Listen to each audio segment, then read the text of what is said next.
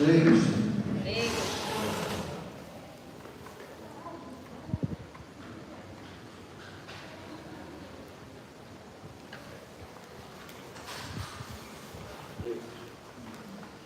Hare Krishna. Hare Krishna. So, welcome everyone to our daily Gita classes. Today we are going to be reading from chapter number 2, entitled Contents of the Gita Summarized. And we are going to be speaking on text number 25. Okay? Chapter 2, text number 25. Om Namo Bhagavate Vasudevaya.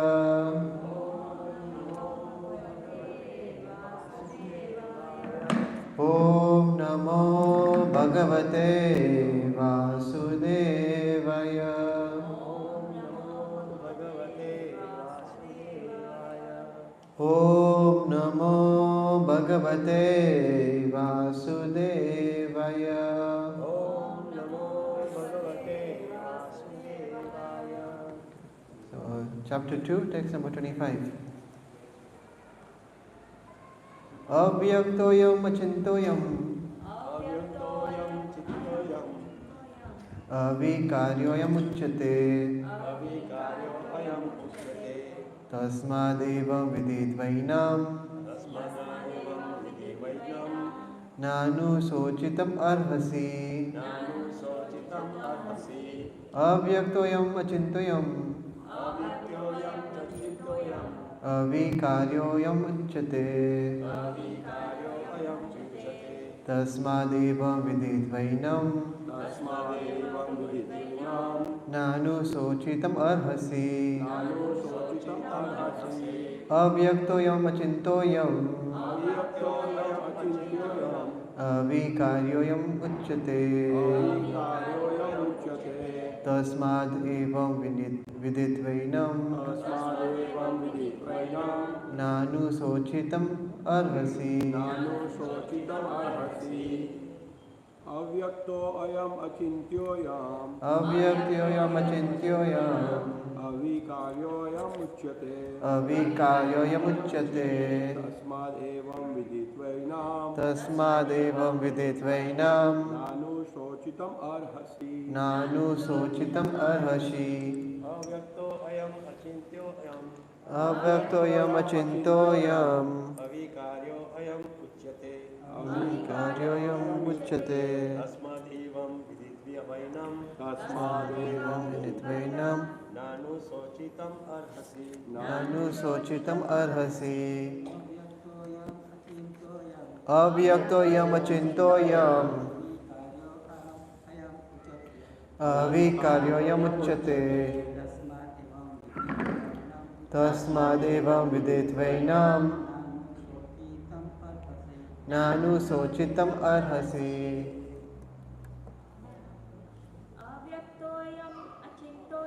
Avyaktoyam achintoyam avikaryoyam uchyate tasmadevam viditvainam nanu sochitam arhasi. Avyaktoyam achintoyam avikaryoyam uchyate tasmadevam viditvainam nanu sochitam arhasi. Word for translation: Avyakta, invisible. Ayam, this soul. Achintya, inconceivable. Ayam, this soul. Avikarya, unchangeable. Ayam, this soul. Uchyate, is said. Tasmat, therefore. Evam, like this. Viditva, knowing it well. Enam, this soul. Na, do not. Anusochitam, to lament. Arhasi, you deserve. So, translation and purport by His Divine Grace A.C. Bhaktivedanta Swami Prabhupada Srila Prabhupada ki Jai. Translation. It is said that the soul is invisible, inconceivable, and immutable. Knowing this, you should not grieve for the body. So please repeat after me. It is said that the soul is invisible, inconceivable, and immutable. Knowing this, you should not grieve for the body. Purport. As described previously, the magnitude of the soul is so small for our material calculation that he cannot be seen even by the most powerful microscope.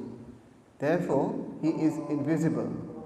As far as the soul's existence is concerned, no one can establish his existence experimentally beyond the proof of Shruti or Vedic wisdom. We have to accept this truth because there is no other source of understanding the existence of the soul, although it is a fact by perception. There are many things we have to accept solely on the grounds of superior authority. No one can deny the existence of his father based upon the authority of his mother. There is no source of understanding the identity of the father except by the authority of the mother. Similarly, there is no source of understanding the soul except by studying the Vedas. In other words, the soul is inconceivable by human experimental knowledge. The soul is consciousness and conscious. That also is a statement of the Vedas, and we have to accept that. Unlike the bodily changes, there is no change in the soul. As eternally unchangeable, the soul remains atomic in comparison to the infinite Supreme Soul. The Supreme Soul is infinite and the atomic soul is infinitesimal.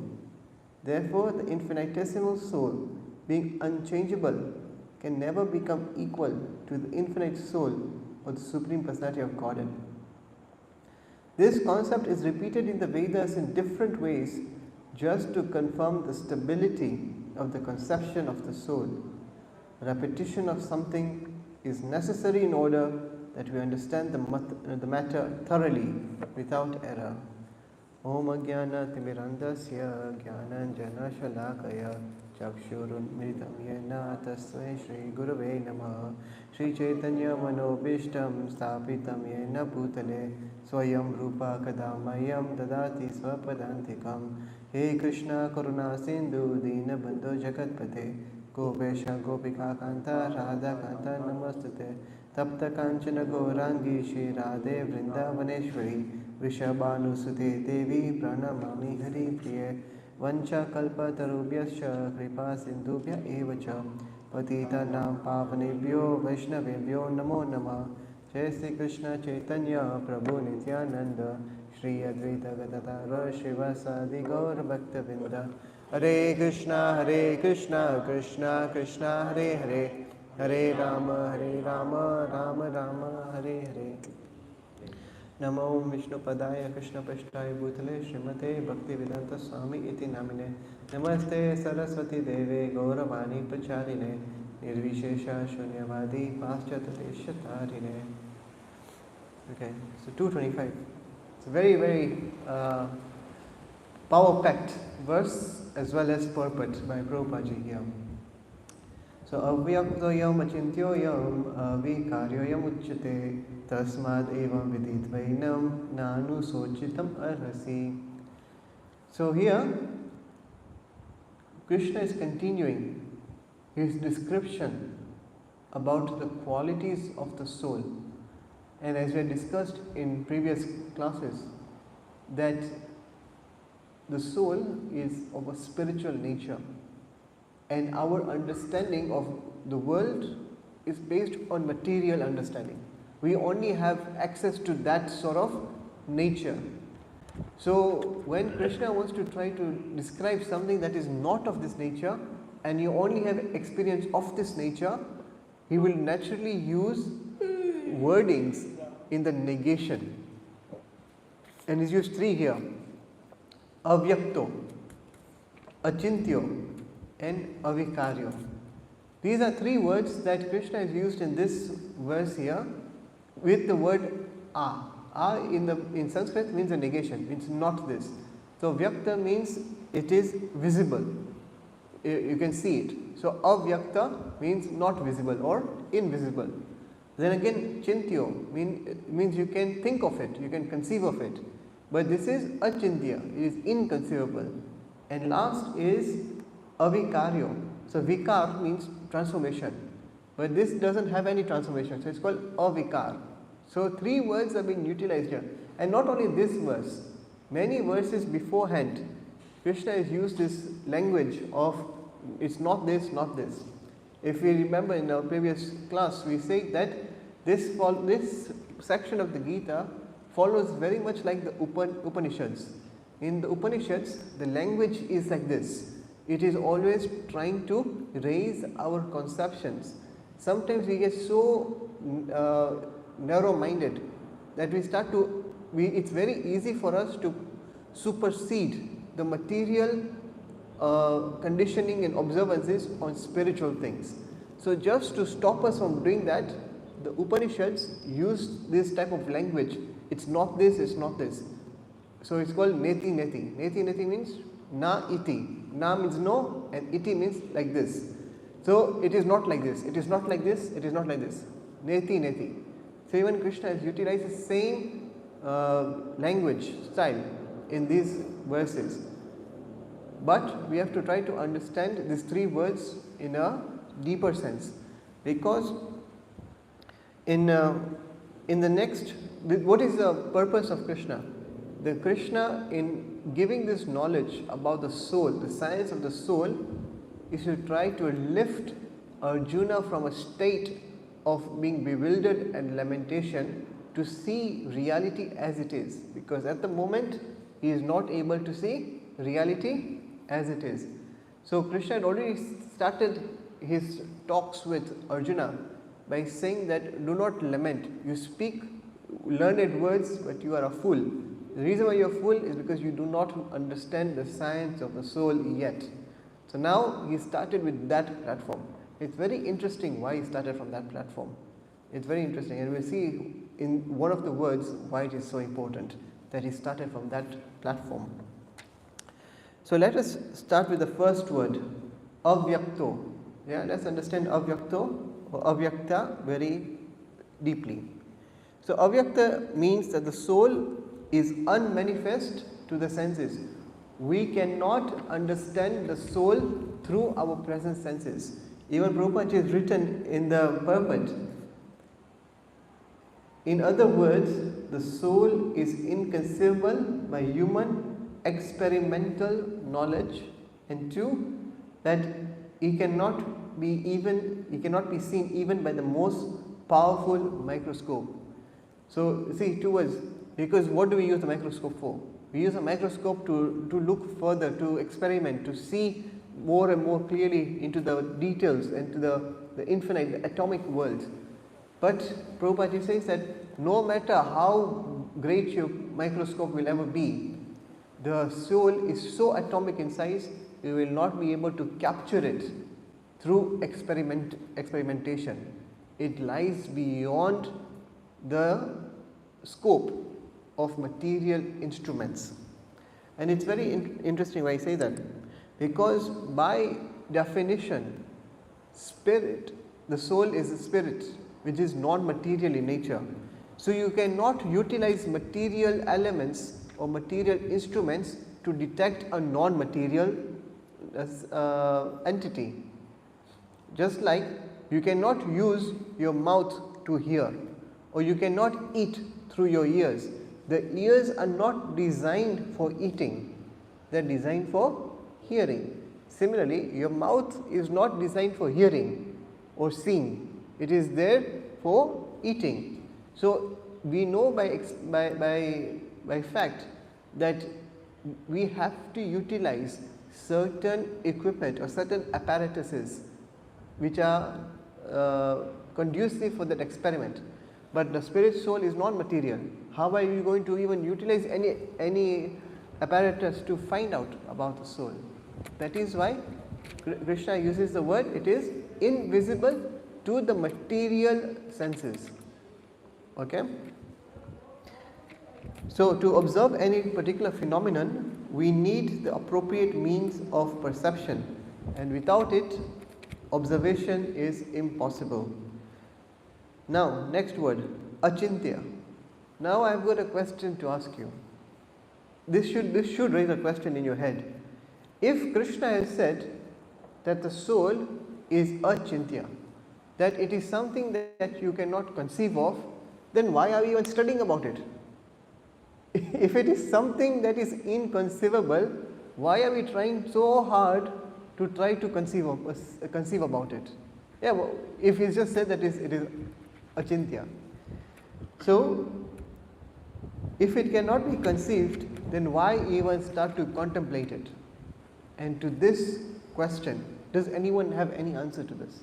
If somebody asks you, if somebody looks at this verse in the Gita and says, oh, Krishna said it's achintya, why are you spending so much time to understand it? You said clearly it is achintya. What is your answer? With a material mind, it's inconceivable. Okay. If you think of it and accept it, spiritual mind, or spiritually accept it, then it's conceivable. Okay. Are you a spiritual person then? Are you able to conceive of it? Can you see your soul? You can't see it. But you said if you're a spiritual person, you can see it. With our senses, because our senses are material. Yeah. Okay. Any other question? Any other answer? You can only feel it. The soul, you cannot see it, but you can see it like body and soul. Like as we say, when the body dies, something goes out from it. That is how you can not see it, but feel it. I mean, that something is gone. So this is what Prabhupada says here. We have to accept this truth because there is no other source of understanding the existence of the soul, although it is a fact by perception. We feel it, we understand it, we know it is fact based on our collective understanding, our collective experience tells that this is a fact by perception, but yet we cannot see this fact by material senses. So there are two answers to this. Okay, the first one is that while the soul cannot be fully and precisely conceived by the mind, it can be understood through a significant extent through the spiritual understanding. That's one. You will never be able to fully understand it just by the power of the mind. You need to, although the scriptures can give you a lot of information about it. Okay, we can infer into the existence of the soul through observation, analysis, and even introspection. For instance, we can perceive that the soul must possess consciousness because consciousness does not arise from dead matter. It must originate from the soul. In this way, we can recognize that certain qualities of the soul, but its intrinsic existence remains beyond our direct perception. Here it says, it is the reason why a certain thing is alive, conscious. And not only it's alive, it is also perceiving everything through it. And that's why it is conscious. It is the object of that perception. He is a person who actually feels everything, not the fact that the matter is feeling anything. Yeah, if I have my hand and I've chopped off my hand, is my hand going to feel anything or am I going to feel it? You, me. Now if I've taken the chopped hand and it's on the ground and I chop it further, will the hand cry out? No. Why? There's no contradiction. Why? Because it's not connected to the soul. It's not connected to the soul. So the matter on its own is not conscious. Yeah? And the matter is only displays consciousness if there is the soul inside it. So there are two words here. That the soul will show its consciousness into the body, but the body itself is not conscious. What is conscious? The soul is conscious.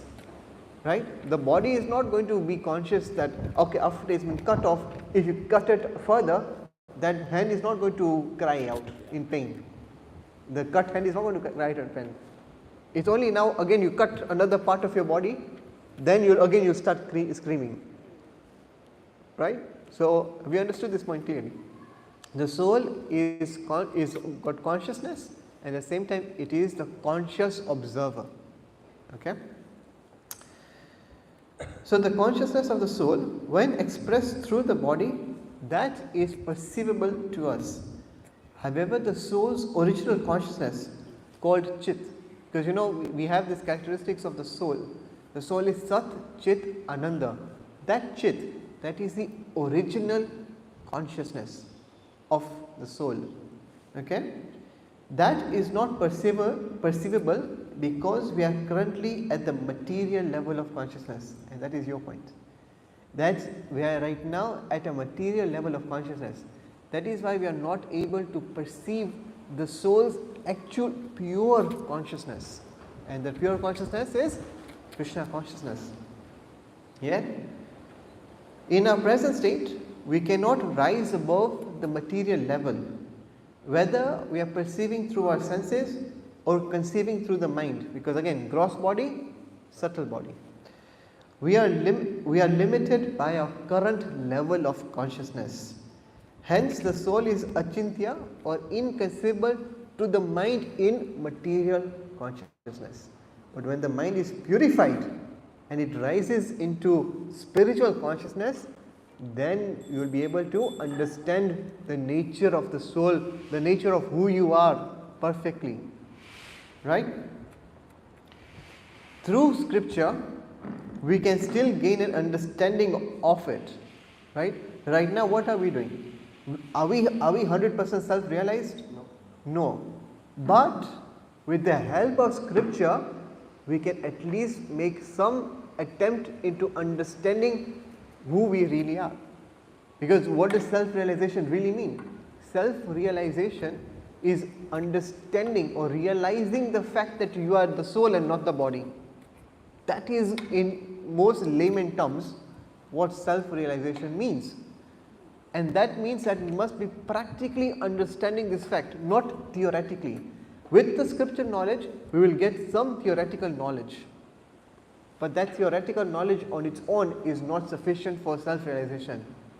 You need to put that into practice. You need to be guided by the vision of the scriptures to be able to understand and practically realize it. Then only are you be called a self-realized person. When a person has lifted his consciousness from the material level to the spiritual level, the pure spiritual level, only that person can see himself and at the same time will be able to see God and his connection with the Lord. Okay? So, with purification and realization, we can actually start to perceive the soul as stated in 15:10. In the Gita 15:10, Krishna says, Pashyanti jnana chakshusha. Pashyanti means to see. But to see with what type of chakshu? Chakshu is eyes. We do seeing with eyes. But we don't do seeing with these material eyes. We have to utilize the eyes of jnana, the eyes of knowledge. Pashyanti jnana chakshusha. Okay? And in the next slok, Krishna says, Yatanto yoginas chainam pashyanti atmani avishthitham. Through effort, the yogis perceive the soul situated within. What is this effort that is being talked about here? What is the effort that the yogis do to be able to see within the soul, or to see the soul within, So by practicing spiritual life and living at the level of the soul, we will eventually be able to perceive it. We will eventually be able to become self-realized. Yogis who are properly situated in spiritual life, through purification and elevation of consciousness, gradually come to see the soul. But again, this only happens at the purified level, not at our level here. Yeah? In our current state, we cannot perceive it. It is achintya. Still, through scripture, we can understand it. And this is known as Jnana Chakshusha. Knowledge which is not derived from personal inference but received from scripture.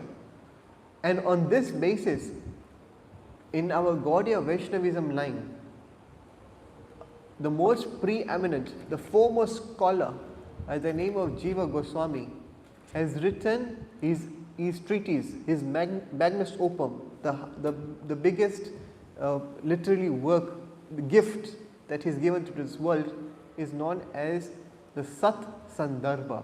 Sat means 6 and Sandarbha, like in Gujarati we have the word Sandvanu. What does Sandvanu mean? To stitch or to sew. So what Jiva Goswami does is that in 6 books he sews together, starting from a very material level all the way to establishing the fact that what is the highest reality, and he does it beautifully, very nicely. And the first book of the Sat Sandarbha is called Tattva Sandarbha. And in Tattva Sandarbha, the way Jiva Goswami starts his entire treatise is by something known in modern language called epistemology. In epistemology, it is the science of knowing how you know things. How do you even get knowledge? How do you start getting knowledge? And over there he says, what are the tools we have through which we even get knowledge? First tool we have is our senses. Yeah? A small child, he doesn't know what fire is. But if he gets burnt by the fire once, the mind will register, this thing is going to burn me, stay away. So he had got no prior knowledge, but because of an experience of getting burnt by the fire, the child automatically learns that this thing is not good for me.